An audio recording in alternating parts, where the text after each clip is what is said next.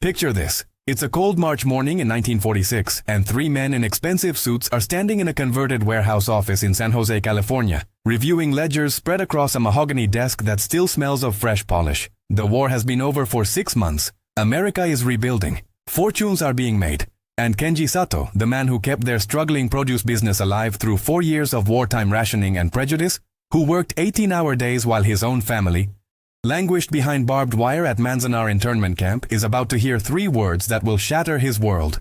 You're not needed.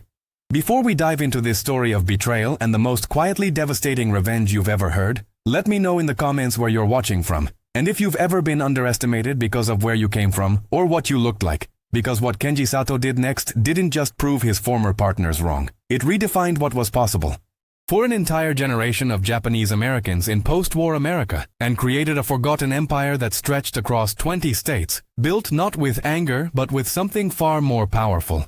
This is a story they don't teach in business schools. A story about a man who lost everything twice, once to his own government, once to the people he called friends, and still managed to build something that would outlast them all. A story about the quiet dignity that accomplishes more than 1,000 loud declarations. And most importantly, a story about what happens when you refuse to let other people's hatred define your worth. Let me take you back to where this really begins. Not in 1946, but earlier, in a time when Kenji Sato's world was whole and full of promise. Kenji arrived in California in 1932, at 17 years old. Sent by his farming family in Hiroshima with exactly $43 sewn into the lining of his coat, and instructions written in his father's careful calligraphy. Work with honor. Build with patience. Let your hands speak what your mouth cannot. English was a foreign symphony to him then. Consonants crashing against each other in ways his tongue couldn't quite shape. But he understood the universal language of soil and seeds, seasons and harvest.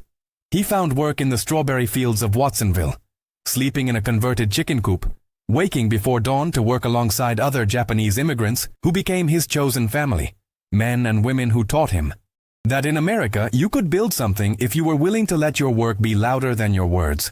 By 1938, Kenji had saved enough to lease 3 acres and grow his own strawberries.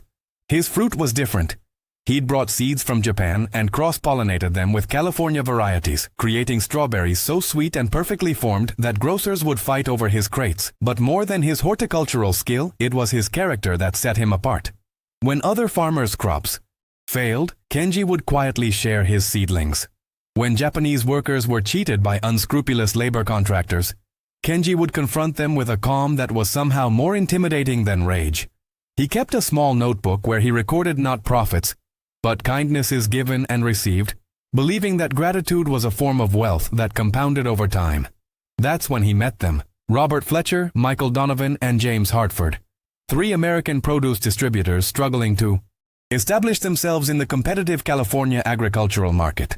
They saw in Kenji exactly what they needed: exceptional product, unmatched reliability, and an immigrant work ethic they could exploit. They proposed a partnership in 1940. They would handle distribution and sales. Kenji would handle cultivation and quality control. The paperwork was simple, the handshake firm, and for a brief moment, Kenji believed he had found something rare in pre-war America: genuine partnership across the color line. Then December 7, 1941 arrived, and with it, the bombs on Pearl Harbor that would detonate Kenji's entire life. Within weeks, executive orders transformed Japanese Americans from neighbors into enemies. By March 1942, Kenji received his evacuation notice. He had 48 hours to report for internment, 48 hours to abandon everything he'd built over a decade. As he stood in his fields, watching strawberries rot on the vine because there was no time to harvest them, Fletcher, Donovan, and Hartford made him an offer that seemed like salvation. "We'll manage the business while you're gone. Keep everything running. When this is over, you'll come back to an even stronger operation." Kenji signed over temporary operational control, believing these men who'd shared his table, who'd toasted his success, who'd called him partner. Behind barbed wire at Manzanar, enduring desert heat and dust storms that never seemed to end, Kenji would receive occasional letters from Fletcher assuring him that business was manageable and that they were keeping things afloat. The letters became less frequent, the details became more vague. But Kenji held on to hope, teaching agricultural techniques to other internees, organizing a camp garden that would eventually feed thousands, maintaining his dignity in a place designed to strip it away. When the war ended in August 1945, Kenji was among the last to be released. He returned to California in January 1946 with $37, a cardboard suitcase, and 4 years of deferred dreams. He went immediately to the warehouse office, expecting to discuss rebuilding, to hear about the challenges they'd faced in his absence, to resume the partnership that had sustained him through the darkest period of his life. The reception was colder than a Manzanar winter night. Fletcher sat behind that mahogany desk, flanked by Donovan and Hartford, all three men wearing the pinstriped confidence of wartime. Profiteers. The business had indeed grown in Kenji's absence, grown beyond anything Kenji could have imagined.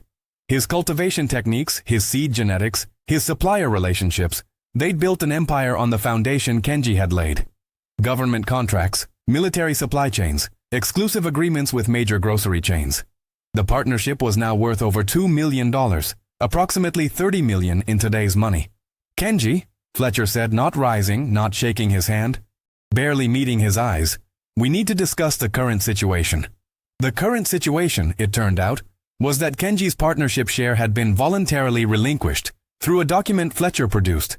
A waiver Kenji had never signed, with a signature that looked nothing like his own, dated suspiciously during his internment. Donovan slid a check across the desk, $500. Generous compensation, he called it, for your pre-war contributions. The silence in that room was suffocating. Kenji looked at each face, searching for some remnant of the men who'd clasped his hand 4 years earlier, finding only the calculation of strangers. The paperwork is all in order, Hartford added, his voice carrying the finality of a door being closed.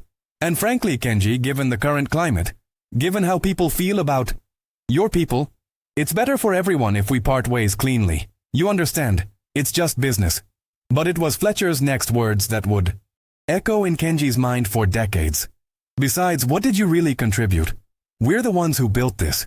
You were just the hired help. Just a Jap with a green thumb. Just a Jap. The words hung in the air like smoke, staining everything they touched. Kenji's hands, resting on his knees, didn't shake. His face, weathered by 4 years of desert sun and injustice, didn't contort with rage. He simply stood, slowly, with a dignity that seemed to embarrass the three men precisely, because it highlighted their own moral bankruptcy. He looked at the check on the desk, at the forged signature, at the men he'd once trusted. I understand, Kenji said quietly in English that had become fluent through years of necessity. I understand what kind of men you are now. He turned to leave, and Donovan, perhaps feeling some residual guilt that needed to be drowned in mockery, called after him, What are you going to do, Kenji? Sue us? No lawyer's going to take your case. No judge is going to side with you. You should be grateful we're giving you anything at all. Take the money. Go back to Japan. America's done with you people. Kenji paused at the door, his hand on the frame. For a moment the three men tensed, perhaps expecting anger, threats, some explosion that would justify their betrayal. Instead, Kenji simply said, My father told me that a garden grows best when tended with patience. That good soil takes years to build, but bad seeds reveal themselves in a single season. Thank you for showing me what you truly are. He walked out into the California sunshine with nothing, no partnership, no business, no recourse. Just those $37, a suitcase, and a decision forming in his mind with the clarity of a bell being struck. He would not fight them in courtrooms. He would not waste his energy on revenge. He would do something far more devastating. He would simply outgrow them. He would build something so undeniably successful, so impossibly large, that the empire they'd stolen from him would look like a roadside fruit stand in comparison. And he would do it alone, with nothing but the principles they'd abandoned, and the work ethic they'd exploited. The first truck Kenji bought cost him $35, a 1936 Ford with a rusted bed and an engine that sounded like a dying animal. He spent his last $2 on gas and drove to Watsonville, to the fields where he'd started 15 years earlier. He knocked on doors of Japanese American farmers who'd also returned from internment to find their land stolen, their equipment sold, their lives erased. He made them an offer. Give me your produce, I'll sell it. We split the profit 60-40 in your favor until you're back on your feet. After that, we're partners. Equal. Always. The first farmers laughed. The second asked why they should trust him. The third, an elderly man named Tanaka who'd lost 3 sons in the war, 2 fighting for America in the 442nd Regiment, 1 to grief-induced heart failure in the camps, looked at Kenji's truck, at his threadbare clothes, at his unwavering eyes, and said, Your father grew plums in Hiroshima. I remember. He used to say patience grows the best fruit. You knew my father? No, Tanaka said softly. But I know his son. Load your truck. Kenji's strategy was brutally simple. He would out-hustle, outwork, and out-care everyone in the produce business. While Fletcher, Donovan, and Hartford slept in their comfortable homes, Kenji was on the road at 3 a.m., his truck loaded with strawberries so fresh they still carried morning dew. He didn't go to the major grocery chains. They wouldn't deal with him anyway. He went to the small neighborhood grocers, the immigrant-owned corner stores, the communities that major distributors ignored. He went to the Chinese grocers in San Francisco's Chinatown, the Mexican markets in East Los Angeles, the black-owned stores in Oakland, communities that understood what it meant to be invisible to the American establishment. His pitch was simple. Better quality, better price, direct from farmers who need a second chance. If you're not satisfied, you don't pay. The first week, he sold $300 worth of produce. The second week, $500. By the end of the first month, he'd recruited 12 more farmers, bought a second truck, and hired his first employee, Tom Wilson, a black veteran who'd returned from fighting in Europe to find that American freedom didn't extend to housing or employment for men who looked like him. Why hire me? Tom asked during the interview conducted on the tailgate of Kenji's truck. Because you understand that dignity isn't given, Kenji replied. It's maintained. And because I need someone who understands that building something meaningful is more important than building something fast. Tom would eventually become his distribution manager, but that first year he was simply the second truck, the second route, the second. Testament to Kenji's principle. Excellence compounds, and so does trust. But Kenji's operation wasn't just about logistics. It was about revolution disguised as business. Every farmer he recruited, he taught. Not just about crop rotation or pest management, but about bookkeeping, about customer relationships, about building equity instead of just earning wages. He started a rotating credit system, each farmer contributing a small percentage of profits into a communal fund that could be drawn upon for emergencies, equipment purchases, or expansion. It was a Japanese Tanomoshin tradition transplanted into American soil, creating a financial network that banks wouldn't touch. By 1948, Kenji had 15 trucks operating across Northern California. By 1950, he'd expanded into Oregon and Washington, creating distribution networks that connected Japanese, Chinese, Filipino, Mexican, and black farmers to urban markets that had been monopolized by white distributors. He wasn't just building a business, he was building an alternative economic ecosystem for communities locked out of the American dream. And he did it with a management philosophy that Fletcher, Donovan, and Hartford would have considered impossibly naive. He paid his workers above market rate, offered profit sharing, provided interest-free loans for education and housing, and maintained a policy of absolute honesty in an industry notorious for exploitation. Farmers knew that when Kenji quoted a price, that was the price. No hidden fees, no retroactive deductions, no exploitation of their vulnerability. You'll go bankrupt running a business like that, a banker told him in 1951 when Kenji applied for his first commercial loan. Charity doesn't scale. It's not charity, Kenji replied calmly. It's investment. When my farmers succeed, I succeed. When my workers can afford homes, they stay. When I keep my word, people trust me. Trust scales better than exploitation. You'll see. The banker, a man named Henry Morrison, who'd made his fortune through foreclosures during the Depression, looked at Kenji's books, showing consistent 20% year-over-year growth, and reluctantly approved the loan. Years later, Morrison would confess that it was the best credit decision he ever made, and that Kenji had taught him more about sustainable business than Harvard Business School ever had. By 1955, Kenji's operation, now officially called Pacific Harvest Cooperative, stretched across 8 states, employed over 300 people, and had annual revenues exceeding $5 million. But Fletcher, Donovan, and Hartford barely noticed. They'd grown too, gorging themselves on government contracts and corporate accounts, insulated by their whiteness and connections from the scrappy upstart building his empire one neighborhood grocery at a time. They would have continued ignoring him indefinitely, except for what happened in 1958 at the National Produce Distributors Convention in Chicago, a gathering of the industry's elite that Kenji had been denied entry to for 12 consecutive years. The 13th time, something changed. The convention organizers, facing pressure from urban grocers who'd grown dependent on Pacific Harvest's reliable supply chains, reluctantly extended Kenji an invitation.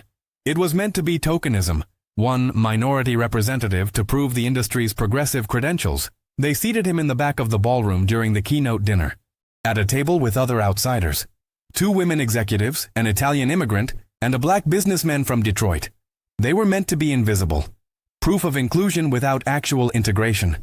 But then the evening's keynote speaker was introduced, Robert Fletcher, now chairman of the California Produce Alliance, preparing to accept the industry's Lifetime Achievement Award for transformative leadership in agricultural distribution. Fletcher, grayer now but still carrying that same entitled confidence, took the stage to thunderous applause from an audience of men who looked exactly like him. His speech was predictable. Self-congratulatory stories about innovation, risk-taking, and the American entrepreneurial spirit. He talked about building his business from nothing in the challenging post-war years, about providing opportunities to California farmers, about the importance of integrity in business relationships. The audience nodded along, some taking notes, all of them, accepting without question this narrative of self-made success. Kenji sat in the back, his expression unreadable, listening to a man describe accomplishments built on stolen labor and forged documents as though they were personal virtues. Then Fletcher said something that caused Kenji's tablemates to glance at him nervously.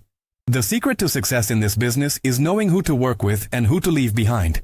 After the war, we had to make tough decisions about partnerships that were no longer viable, about people who, frankly, didn't have what it takes to compete at this level. And I'm proud to say we made the right choices. We built this company through discernment, through knowing quality when we see it. Kenji's colleague, Maria Rodriguez, the female executive who ran a successful citrus operation in Texas despite constant discrimination, leaned over and whispered, "Do you know him?" "I used to," Kenji replied quietly. The speech concluded to a standing ovation.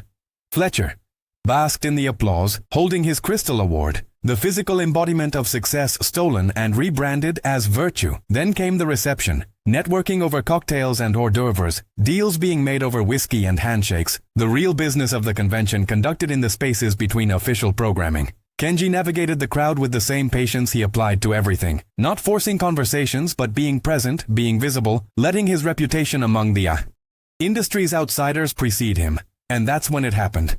A young executive from a Midwestern grocery chain, someone too junior to know he wasn't supposed to talk to the people at the back tables, approached Kenji with genuine enthusiasm. "Mr. Sato, I'm David Chen with Midwest Market Alliance. I've been studying your distribution model for a logistics paper. Your efficiency ratios are unprecedented. The way you've integrated small-scale farmers into reliable supply chains while maintaining that level of quality control, it's remarkable. I'd love to learn more about how you've scaled while maintaining those principles." The conversation attracted attention. Other young executives drifted over, then more established players who'd heard whispers about Pacific Harvest, but had never met the man behind it. Within 20 minutes, Kenji had a circle of 15 people asking questions about cooperative structures, about profit-sharing models, about how he'd achieved 98% on-time delivery across 12 states while treating workers like partners rather than expenses. He answered each question with specificity and humility, describing systems and principles rather than personal genius, always crediting his farmers and employees, always framing success as collective achievement rather than individual triumph. And as he spoke, more people joined the circle, drawn by the quiet authority of someone who clearly understood business at a level that Fletcher's platitudes about discernment could never reach. That's when Fletcher noticed. Across the room, through the crowd, he saw the man he'd dismissed 12 years ago. Thinner now, hair touched with silver, but unmistakably Kenji Sato, surrounded by an audience that Fletcher himself had commanded just an hour earlier. Fletcher's face went through a rapid succession of emotions. Confusion, recognition, disbelief, and then something darker. The fear that comes from realizing your past has caught up with you in the most public possible way. Fletcher approached with Donovan and Hartford flanking him, their bodies moving with the aggressive confidence of men accustomed to owning every room they enter. The circle around Kenji naturally parted as the 3 men pushed through, and suddenly the jovial networking energy transformed into something tenser, something that smelled like confrontation. "Kenji Sato," Fletcher said loudly, his voice carrying that same dismissive tone from 12 years ago, somehow even more grating now that it was wrapped in false bonhomie. "I heard someone mention that name and thought, no, couldn't be. But here you are? Small world." The crowd had grown silent, sensing drama the way predators sense blood. Kenji turned slowly, meeting Fletcher's eyes with that same unshakable calm, and said simply, "Robert, Michael, James, it's been some time. You've done well for yourself. Hartford said with a smile that didn't reach his eyes. We'd heard rumors about some cooperative operation, but I didn't realize it was you behind it. Good for you, Kenji, really. Moving on after everything. Takes courage. The words were congratulatory, but the subtext was poison, a reminder to everyone listening that Kenji was somehow lesser, that his success was surprising precisely because it shouldn't have been possible for someone like him. Pacific Harvest Cooperative, Donovan added, reading from a program in his hand. Cute name. Cute operation. Must be satisfying. Running a little boutique business after... What was it, Kenji? After our partnership didn't work out? Didn't work out, Kenji repeated softly, as if tasting the words. That's an interesting characterization. Well, you know how partnerships go, Fletcher said, addressing the crowd now, playing to an audience. Sometimes people contribute more, sometimes less. Sometimes you realize you've got dead weight. It's nobody's fault. Just business reality. We had to make some tough calls during the war years, restructure, bring in people who could actually scale the operation. Nothing personal, right, Kenji? The crowd's attention was locked now, everyone sensing they were witnessing something significant, but not yet understanding what. Kenji could feel the weight of assumptions in the room. Assumptions about who he was, what he'd achieved, what he was capable of defending himself against. He could have walked away. He could have let it go. He'd built his empire specifically to avoid this kind of confrontation. But then he thought about Tanaka, about Tom Wilson, about the 300 families who depended on Pacific Harvest, about every person who'd been told they were just something, just a Jap, just a woman, just black, just an immigrant, and he realized that silence now would be betrayal of a different kind. You're right that partnerships require clear understanding, Kenji said, his voice quiet but carrying somehow, filling the silence that had fallen over the reception. They require honesty about contributions. They require documentation. They require actual signatures on actual papers rather than forgeries created while one partner was imprisoned by his own government. The temperature in the room dropped 10 degrees. Fletcher's confident smile froze, cracking at the edges. Now, Kenji, that's an inflammatory accusation. It's a documented fact, Kenji interrupted gently. I've kept the papers. The signature on the dissolution document looks nothing like mine. The date coincides perfectly with my internment at Manzanar, making it physically impossible for me to have signed it. The notary's seal, when I finally tracked him down in 1952, belonged to a man who admitted, on record before he died, that he was paid to notarize blank documents. Your tough business decision was fraud, Robert. Your restructuring was theft. Your scaling was accomplished with techniques I developed, relationships I built, and genetics I created. You didn't build your business from nothing. You built it from what you stole from me. The crowd erupted in murmurs. Several people pulled out phones. Others leaned in closer, not wanting to miss a single word. Fletcher's face had gone red. Hartford looked like he might be sick, and Donovan was backing away slightly, distancing himself from what was coming. This is slander, Fletcher hissed. You can't prove any of that. I don't need to prove it here, Kenji said calmly. I proved it by building Pacific Harvest. I proved it by creating an operation that now distributes produce across 20 states, that employs over 300 people, that generated $12 million in revenue last year. More than double your operation, Robert, using the same principles you dismissed as naive. I proved it by doing exactly what you said was impossible. Succeeding without exploitation, growing without forgery, leading without theft. 20 states? Someone in the crowd whispered. 12 million? Is that true? David Chen, the young executive who'd started this conversation, pulled up data on his tablet. Pacific Harvest Cooperative, he's right. Their growth metrics are, oh my God, they're the third largest independent distributor west of the Mississippi. How did we not know this? Because you weren't looking, Maria Rodriguez said quietly. Nobody looks at what we build. They only see what they steal. Fletcher was floundering now, his lifetime achievement award suddenly feeling heavy in his hand, tarnished by proximity to truth. Even if there were disagreements about the partnership dissolution, that was 12 years ago. You've clearly moved on. Why bring it up now? Because you just stood on that stage, Kenji said, his voice soft but cutting, and talked about integrity, about discernment, about knowing who to leave behind. And I thought about all the people you left behind. Not because they lacked talent, but because you lacked character. I thought about Tom Wilson, my